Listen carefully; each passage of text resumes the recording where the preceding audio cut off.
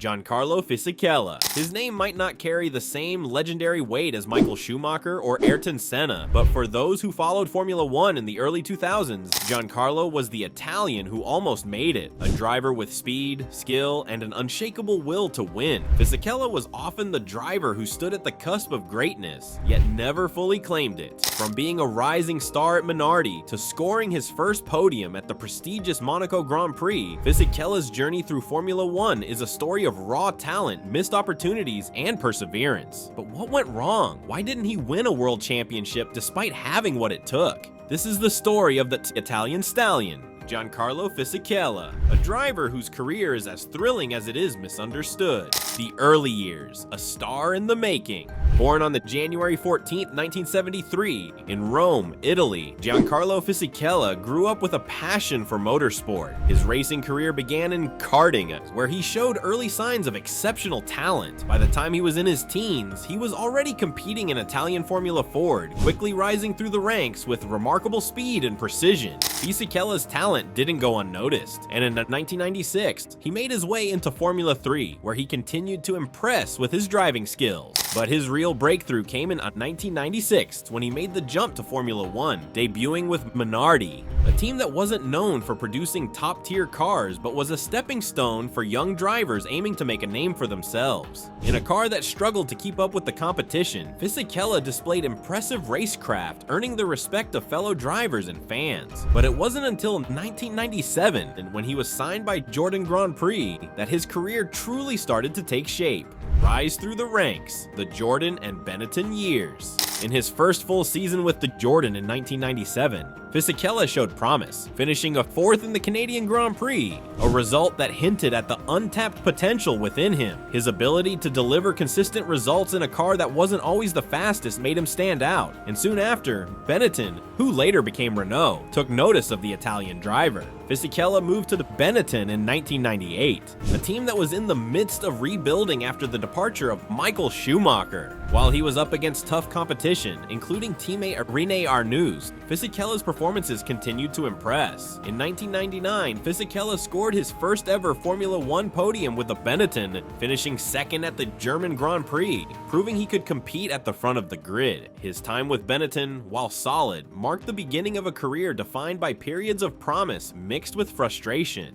Despite having the raw speed to challenge for wins, Fisichella's results were often limited by car performance, strategy, and sometimes sheer bad luck. The Ferrari connection, the near miss at the 2003 Italian Grand Prix. Now, let's talk about one of the most iconic moments in Fisichella's career, the 2003 Italian Grand Prix at Monza. It was a race where everything seemed to align for him. Fisichella, driving for Jordan, found himself in a rare position, leading the race, with the iconic Ferrari team and Michael Schumacher closing in fast. With the home crowd behind him and the pressure mounting, Fisichella showed his true potential. It was the kind of performance that made many believe he was ready for the very top. In a dramatic final lap, however, his car let him down, and he had to settle for second place behind Schumacher. While it was a brilliant drive, the victory slipped from his grasp, and that was a theme that would haunt Fisichella's career. The breakthrough at Renault, a win that defined his career. In 2005, Fisichella joined the Renault,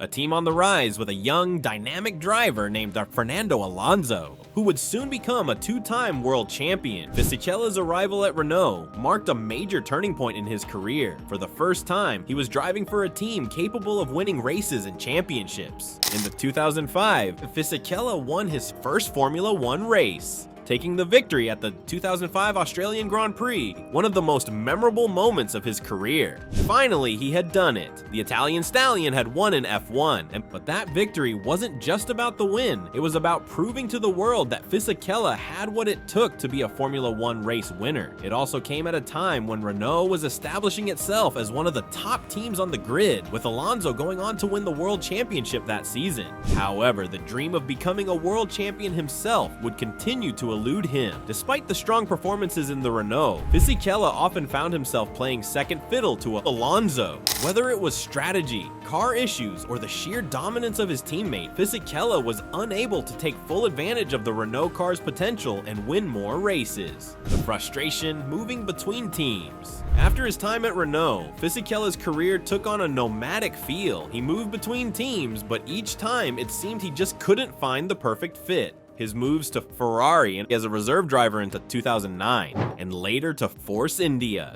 where he had brief flashes of brilliance, never quite led to the results many had hoped for. One of the most memorable moments came at the 2012 Belgian Grand Prix, where Fisichella, driving for the Force India, narrowly missed out on a podium finish. His competitive spirit, though, was as strong as ever. By the time he left Formula 1 in 2012, Fisichella had proven that he could still mix it with the best, but it was clear that his chance to become a world champion had passed. Legacy, what if? So what do we make of Giancarlo Fisichella's career? Is he a legend? A nearly man? For many, Fisichella's legacy is one of what ifs. He was a driver with immense talent who, for various reasons, just didn't capture the success that many expected of him. He had flashes of brilliance, a world championship quality car in Renault, but never quite the consistency or luck to go all the way. His legacy then is perhaps more bittersweet than most. Fisichella's raw speed, determination, and ability to fight through adversity were evident throughout his F1 career. However, the wins, podiums, and races that could have solidified him as one of F1's greats simply didn't come often enough.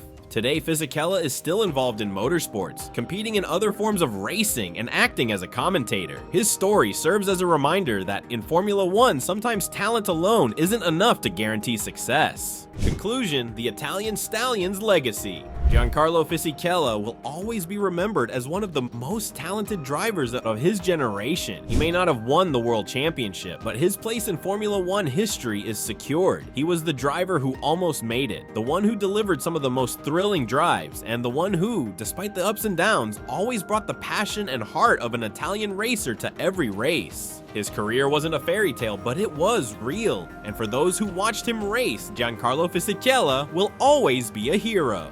What do you think of Giancarlo Fisichella's legacy in F1?